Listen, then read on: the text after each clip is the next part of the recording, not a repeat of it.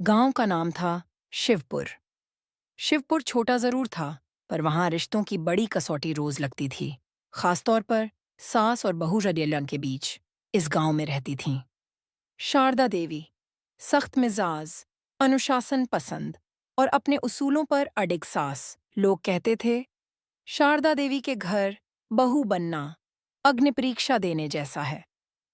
उसी घर में आई थी नई बहू, राधा।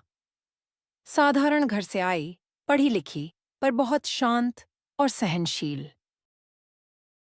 राधा 4 बजे उठती, चूल्हा जलाती, सास के लिए चाय बनाती, पूरे घर का काम करती। पर शारदा देवी की एक तारीफ भी नहीं। अगर दाल जरा पतली हो जाए, मायके में यही सिखाया है। अगर रोटी जरा मोटी हो, बहू बनकर आई हो या मेहमान बनकर, राधा चुप रहती, क्योंकि माँ ने विदा करते समय कहा था, बेटी, अगर जवाब दोगी तो घर टूटेगा, अगर सहन करोगी तो वही घर एक दिन तुम्हें अपनाएगा। सास का मन, शारदा देवी भी पत्थर दिल नहीं थीं, लेकिन उनका अतीत कड़वा था। वह भी कभी बहू थी। उनकी सास ने उन्हें कभी प्यार नहीं किया, इसलिए उनके मन में एक गांठ बन गई थी। बहू को सख्ती से रखना चाहिए। गांवों की घोषणा। एक दिन गांव में घोषणा हुई, सास बहू सम्मान प्रतियोगिता। नए साल के मौके पर पंचायत ने तय किया, जिस घर में सास और बहू का रिश्ता सबसे आदर्श होगा, उसे सम्मान और इनाम दिया जाएगा। पूरे गांव में हलचल मच गई। बहुएं डरने लगीं। अब तो हमारी और परीक्षा होगी।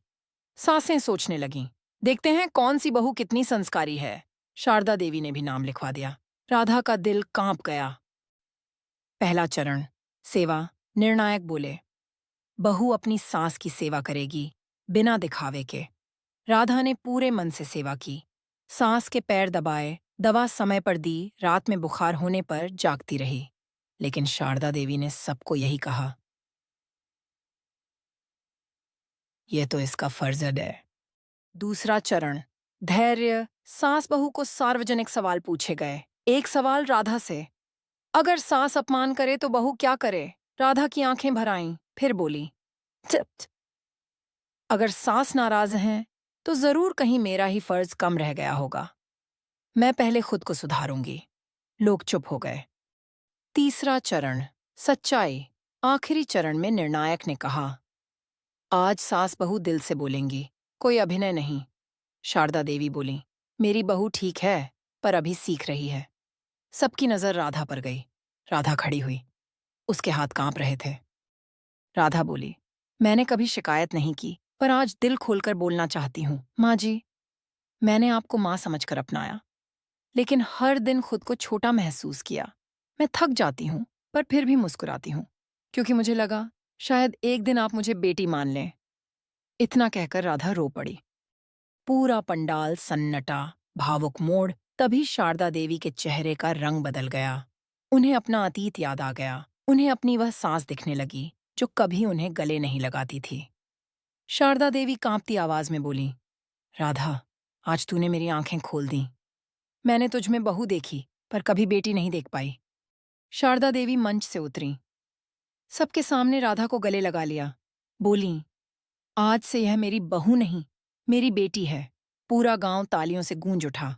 निर्णायक ने कहा, यह प्रतियोगिता जीतने के लिए नहीं थी, यह रिश्तों को बचाने के लिए थी। विजेता है शारदा देवी और राधा।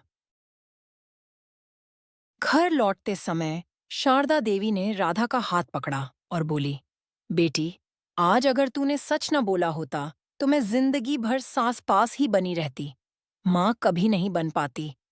राधा मुस्कुराई, आंसू उसकी आंखों से बह रहे थे।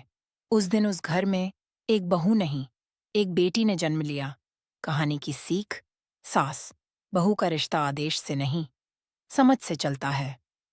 सख्ती से घर चलता है, प्यार से परिवार। हर सास को याद रखना चाहिए, आज की बहू कल की सास है।